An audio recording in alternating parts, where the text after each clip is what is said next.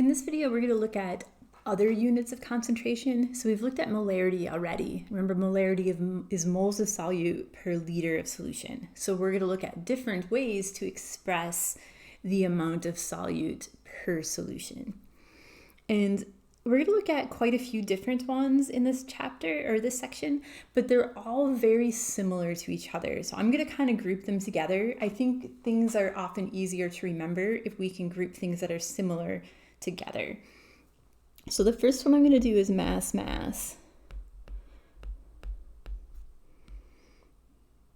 And then we're actually going to have mass percent, and then parts per million and parts per billion all under this category. So all three of those are actually going to be defined as mass of my solute over the mass of my solution. And then if I was to multiply that by 100, we end up with our mass percent. Sometimes it says mass percent. If there's just one mass, it's assumed that it's mass. Sometimes you'll see a little m, you'll see something like that. An older text I used to use, even though it's not that old, would still put weight. If you see any of that notation, it is mass percent. So just some other ways to say it. So mass of solute over mass of solution multiplied by 100 gives me my mass percent. If I was to take the mass of my solutes, divide it by the mass of my solution, but then instead of multiplying it by 100, multiply it by 1,000,000, what we end up with is parts per million, abbreviated ppm. And this is, of course, per mass. We're going to have parts per million with volume also. And then one more.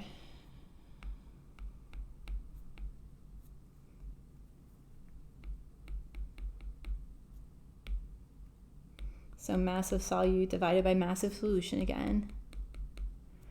And then this time I'm going to multiply it by 1 billion, and we get parts per billion, or ppb.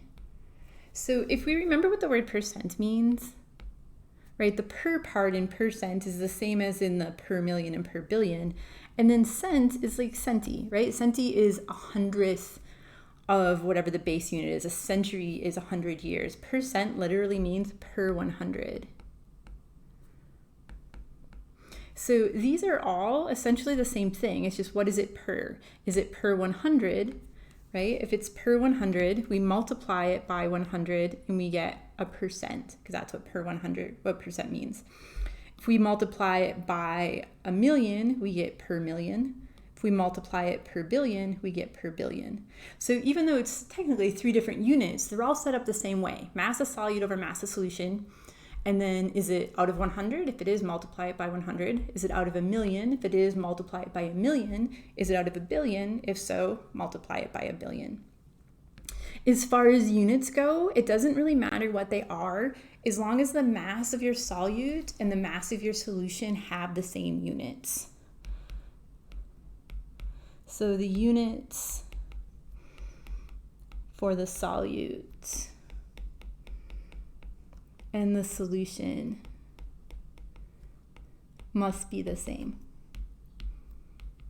They're actually just going to cancel out when we do the math, because I'm going to have the same units on the top as I do on the bottom. So let's say they were in kilograms. I would have kilograms on top. I would have kilograms on the bottom. We know that whatever is the same on the top and the bottom cancel, so they would just cancel. So for mass percent, I would just literally have a percent sign. And then for parts per million and parts per billion, there's actually no unit, just a number. So the units for the solute and solution must be the same, and then they cancel out.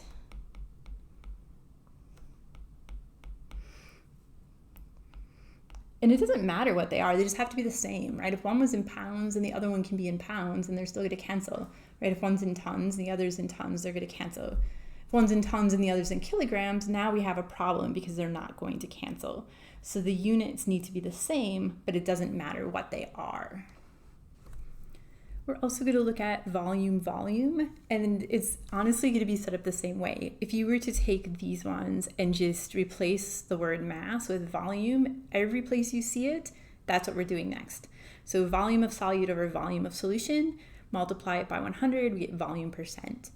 Volume of solute over volume of solution multiplied by 1,000,000, parts per million with respect to volume. Volume of solute over volume of solution multiplied by 1,000,000,000, parts per billion with respect to volume. The units for the solute and the solvent in solution need to be the same because they cancel. Like, I'm not joking. Literally, take this, replace mass with volume, and we have the next one. So volume.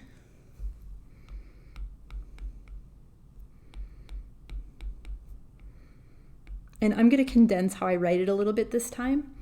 So we're going to do volume of solute over volume of solution. And then if we multiply it by 100, right, if we do that, we're going to get volume percent, or volume percent, or sometimes a V/V percent. That's also somewhat common. Or multiply it by 10 to the 6, and we get parts per million with respect to volume. The other one would have been with respect to mass. Or multiply it by 1,000,000,000, and we get parts per billion, again with respect to volume, because that's what we have.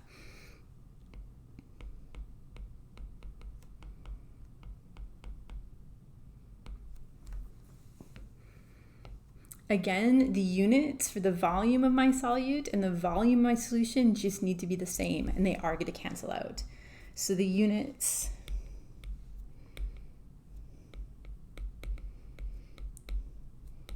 for the solute and the solution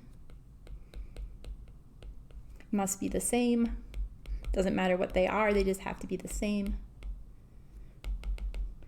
And they're going to cancel out when we do the math. So again, no units on our answers here. They actually cancel. So volume of solute over volume of solution. And then do you want it per 100? If you do, multiply it by 100. Do you want it per million? If you do, multiply it by 1,000,000. Do you want it per billion? If you do, multiply it by 1,000,000,000. The units can be whatever you want them to be. They just have to be the same on both the top and the bottom, right, for the solute and the solution, so that they cancel. The next one, and this is going to be the last one, of course there'll be 3 of them, but mass volume. Now this one, the units do matter. So it's really hard, it's really easy to forget that, because with the other ones it doesn't. Here it's very specific. Our units are actually not going to cancel, but we're actually not going to show them because we know what they are, because they always have to be what I'm about to write down. So we're going to do mass of solute in grams. It has to be in grams. And then volume of solution in milliliters. It has to be in milliliters. If it's not those units, then it's not the correct way to calculate mass, volume, percent, part per million, or part per billion. So multiply by 100, or multiply by 10 to the 6, 1,000,000, or multiply by 1,000,000,000. This gives us our mass, volume, percent. Sometimes MV percent. I have seen weight volume percent.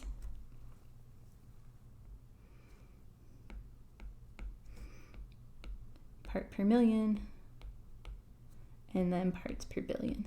So that part's always the same. It's just, is it mass on top and mass on bottom? Is it volume on top? Is it and volume on bottom? Or is it mass on top and volume on the bottom? If it is, again, those units are incredibly important. The other two, it didn't matter. They just had to be the same. Here, solute has to be in grams. Volume has to be in milliliters. So the units for solute need to be in grams.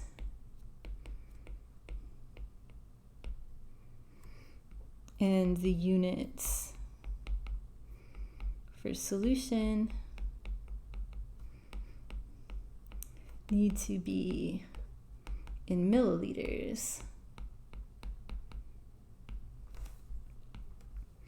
The units do not cancel,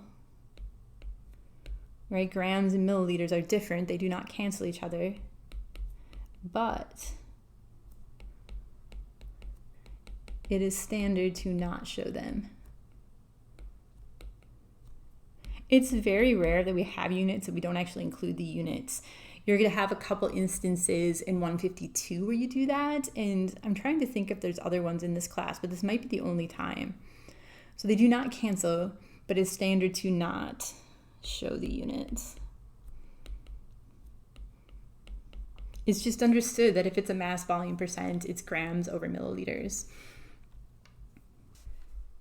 So I want to go through a few examples. There's 9 different things we just did, right? 3 for mass volume, 3 for volume, and then 3 for mass. I'm not going to go through an example with each of these because they're all very similar, right? An example with parts per million and parts per billion are going to be set up the same way. It's just you multiply by a million or a billion. So I want to go through a couple examples where we're actually calculating our concentration, but then I also want to go through a couple examples where we're given the concentration as part of the problem, and then we use that as a unit conversion to solve for something else. So the first one for us. So what is the concentration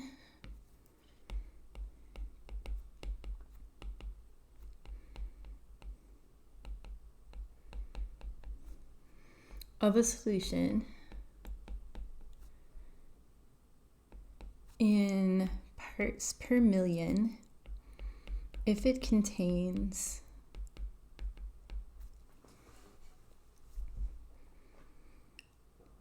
70.4 milligrams of sodium chloride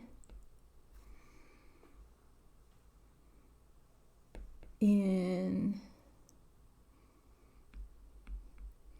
500.0 grams of water. We could have been given water in volume, and then if I asked to solve part per million per mass, we could be given the density of water and convert it. Since I just gave us mass of both of these, then we know that we're calculating part per million with respect to mass. With parts per million and parts per billion, it often doesn't say, same with percent, it doesn't always say per mass, per volume, or per mass volume. We can just get that information from what's given to us in the problem. So the fact that it's giving us solute in terms of mass, and, I meant this to be kilograms. Sorry guys, switch this to kilograms. Otherwise our answer is going to be really big. Switch that to kilograms. But it's also in terms of mass. So both of them are in terms of mass. We know we're solving for mass. And we had said that the units don't matter, they just have to be the same. So one of these is in kilograms, the other is in grams. We can convert one to the other. It doesn't really matter. The other thing about this problem that I just made tricky is, remember, these guys are set up as mass of solute, which is sodium chloride in this case, right? So mass of sodium chloride, we could actually write that there, over the mass of our solution. And I gave us mass of sodium chloride and mass of water, right? Water is my solvent, not my solution. Remember, solution from a couple of videos ago is our solute plus our solvent. And in this case, my solvent is my water, right? Water is the one I have more of, my solute is the one I have less of. I want solution on the bottom. I want the total. So I need to add those together to get the number that goes on the bottom. And then because we're solving parts per million, we're going to multiply that by 1 million. So I need to get the units to be the same. I need to add them together to get the number that goes in the bottom because the solution is the total, and then divide the mass of the solution into the mass of my solutes and multiply by 1,000,000. It doesn't matter what the units are, I just have to get them to be the same. And since one is smaller than the base unit, grams, and one's bigger than the base unit, grams, I'm actually just going to convert them both to grams. If you wanted to convert them both to milligrams or both to kilograms or both to pounds, if you really wanted to get crazy, you can. They just have to be the same. I'm choosing grams because I think for me that conversion is going to be the easiest. So that's where I'm going to start. So I have 70.4 milligrams of sodium chloride. And you could probably just move the decimal place over 3 if you wanted. I'm going to actually do the math here, but you could just move the decimal place 3 and get 0.0704. It's going to be the same thing. I know that there's a million, sorry, I got a million stuck in my head. There's 1,000 10 to the third milligrams in 1 gram. So 0.0704 grams of sodium chloride. I know I have 500 kilograms of water. And again, you could probably just move the decimal place over if you wanted. I know that 1 kilogram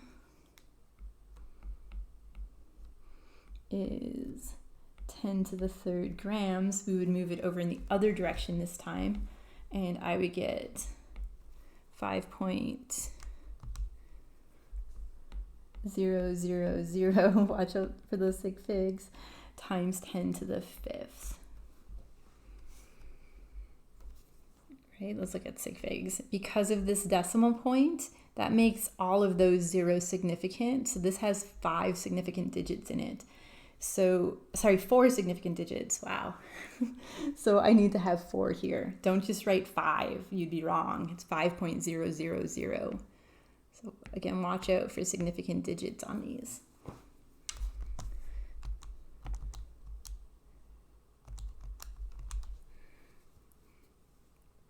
So I'm now going to add them together.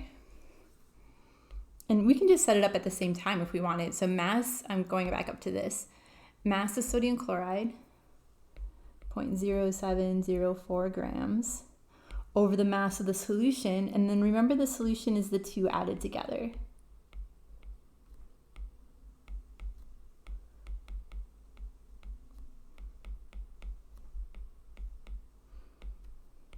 And then because we're solving for parts per million, we'll multiply it by 1,000,000. So I'm going to grab my calculator and type all that in there. Ended up with 0.141. No units because they cancel, right? I have grams on top and grams on the bottom. It might be easier to see that if I stick this grams outside of my parenthesis. So these cancel with those. So just a number. Another example for us. So what is the mass volume percent?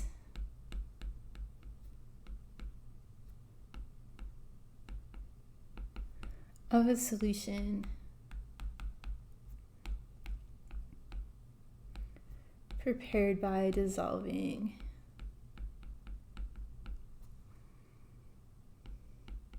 50.04 grams of sodium hydroxide in water and bringing the volume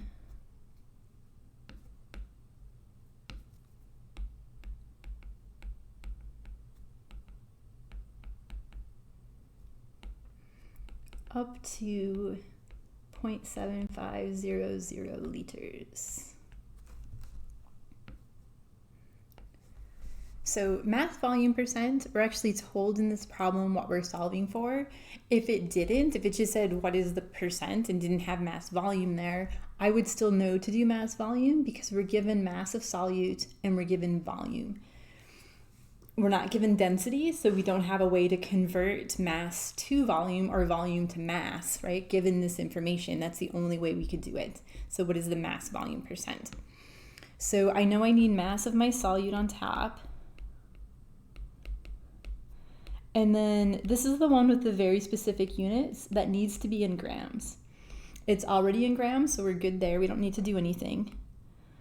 If it wasn't given to us in grams, though, we would have to convert it to grams. And I could have given it to you in moles. If I gave you moles of sodium hydroxide, how would we convert it to grams? Hopefully you guys said molar mass. If you didn't, it'll become habit soon. Anytime we have grams and we want to convert it to moles or vice versa, molar mass is always how we're going to use it or do it. So mass of solute in grams on top, and then volume of solution on the bottom. And then remember that has to be in milliliters. And then we're going to multiply that by 100. My volume is given to us in liters, so we're just going to have to move that decimal place over, multiply by 1,000, however you want to think about it. Our wording, just to make sure that we have solution and not solvent on the bottom, I'm bringing the total volume up, right? We're adding water, and then the total volume, bringing the volume up to 0.7500 liters. So that is my solution volume this time. Right? When we say we're bringing the volume up to something, that means that's our total. So that is going to be my solution volume. So this one's probably a little easier. You just have to remember to convert those milliliters or those liters to milliliters. So 50.04 grams on top. And then on the bottom, I'm just going to move my decimal place over 3 places, but you would divide by 1,000, right? Liters are on top, so liters would go on the bottom. Sorry, multiply by 1,000. Let's just do it because I said it wrong, and that's probably confusing now. 0.7500 liters.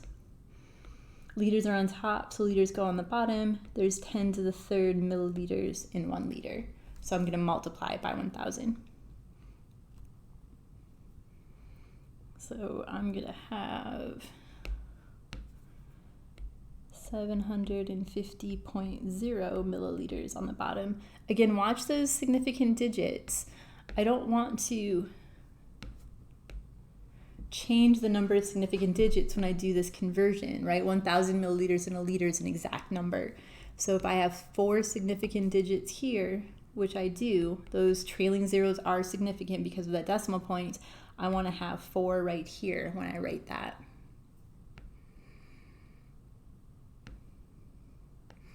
Because we're solving for mass volume percent, I'm going to then multiply by 100. So I'm grabbing my calculator. 50.04 divided by 750 multiplied by 100 gives me 6.672%. I do have 4 significant digits. So 4 here. We just talked about how this is 4, so I do want 4 in that answer.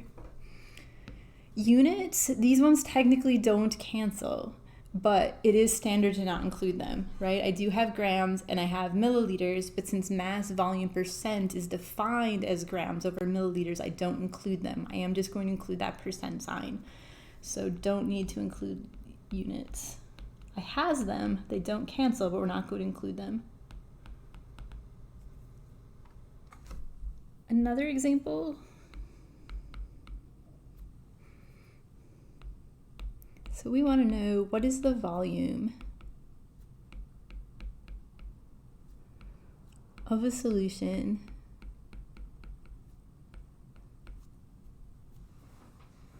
if it contains, let's do 50.03 milliliters of methanol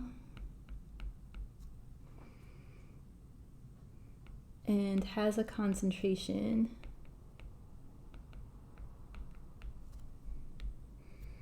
of 1.24% by volume.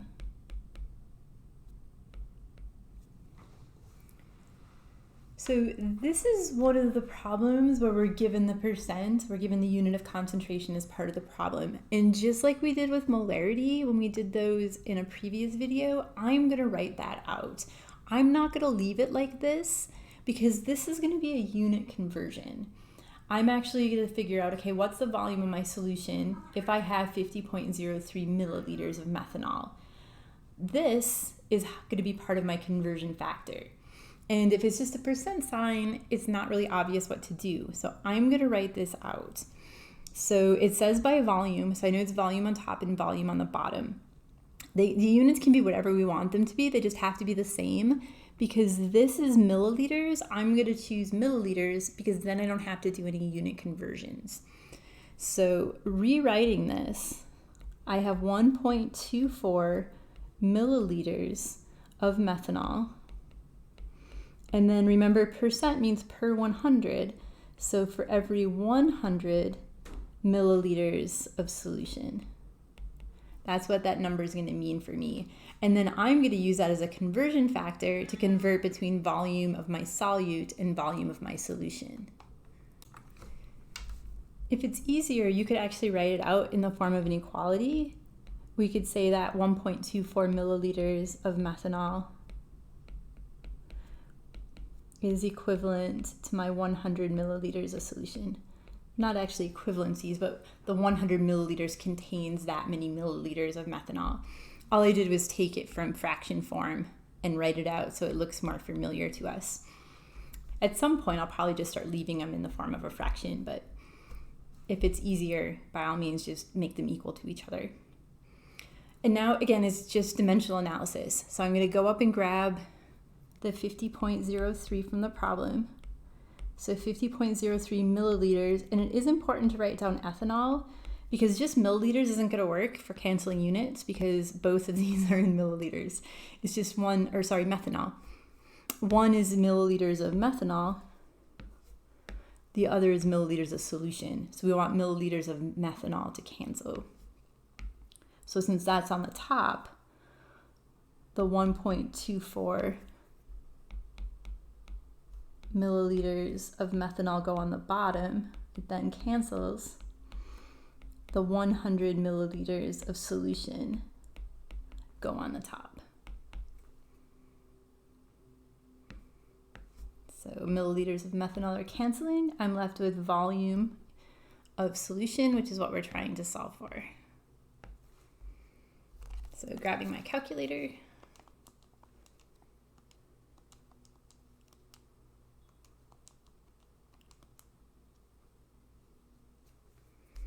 And I get, we'll have to round this a little bit, but I'll write the whole thing down first. 4,035. It's actually 4,034.677, some more numbers. But we're going to have to round it even more for our significant digits. So sig figs, this is 4. The 1.24 is 3. That 100 actually is not going to count because that's coming from the definition of percent, right? Percent by definition means per 100. So when I wrote those out up here, this 100 comes from its definition. So 1.24, you could just look at this number if you wanted, is 3 significant digits. So I'm not going to look at that 100 and say 1. That 100 doesn't count for sig figs, again, because the word percent is where that 100 is coming from. That's definition. So 4 significant digits, 3 significant digits. I only want 3 in my answer. I am going to carry out a few more here. Otherwise, my round gets kind of weird. I'm going to go back to what I had in my calculator. Sorry if this is confusing. 0.677, there's more. I want the first digit, right? I want it to end there. Again, we can't change the magnitude, so that 4 is going to be the first digit I drop, and it's going to become a 0. I'm not just dropping the whole like hundredths or thousandths place, right? I'm not going from 1,000 to 100. I just need to make sure that that becomes a 0. So 430 milliliters of solution. The other way to do it is to put it into scientific notation, and I actually like that better, but what I just wrote is fine. times 10 to the third milliliters of solution. So either one of those works as an answer. One more example for us.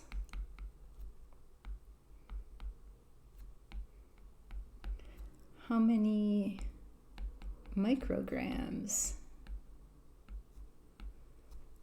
of bromine does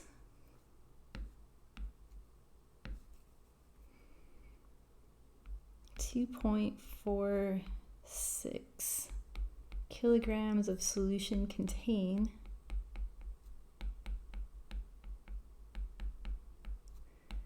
if its concentration is 13.64 parts per billion.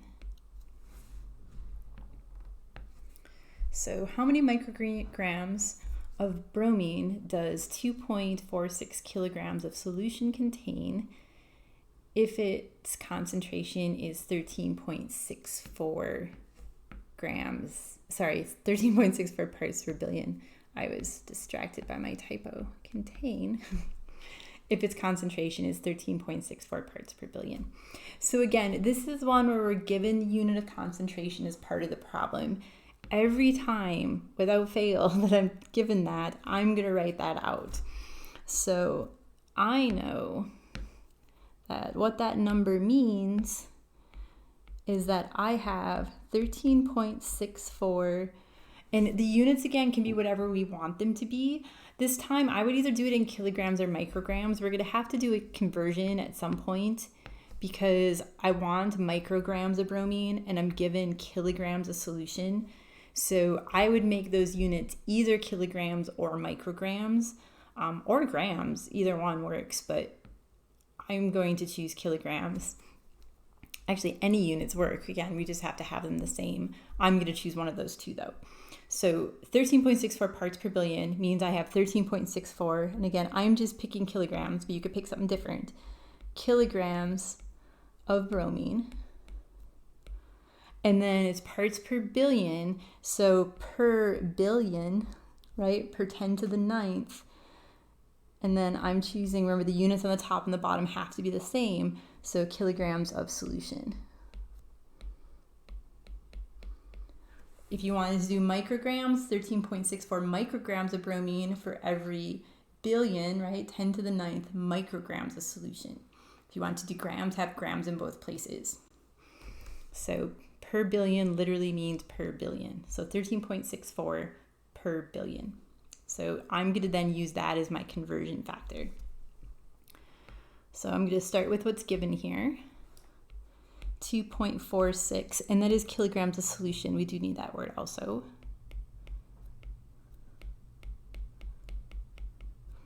Since kilograms of solution are on top, kilograms of solution are going to go on the bottom. So the 10 to the 9th kilograms of solution. And then 13.64 kilograms of bromine go on top. And kilograms of solution are going to cancel.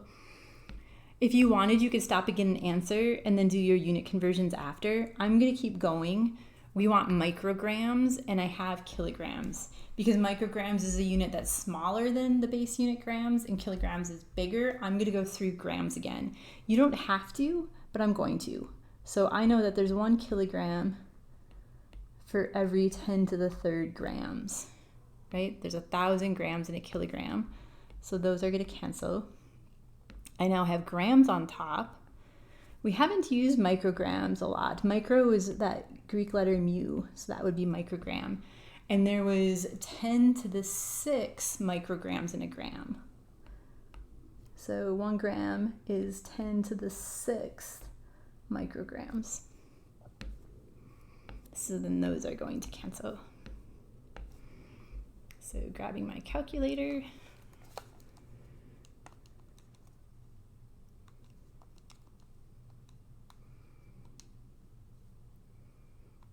So 2.46 multiplied by 13.64, And then I guess all the scientific notation stuff cancels. It's 10 to the 9th total on top and 10 to the 9th on the bottom. You could plug them in, but those guys are just going to cancel each other out. So we end up with 33.6 micrograms of bromine.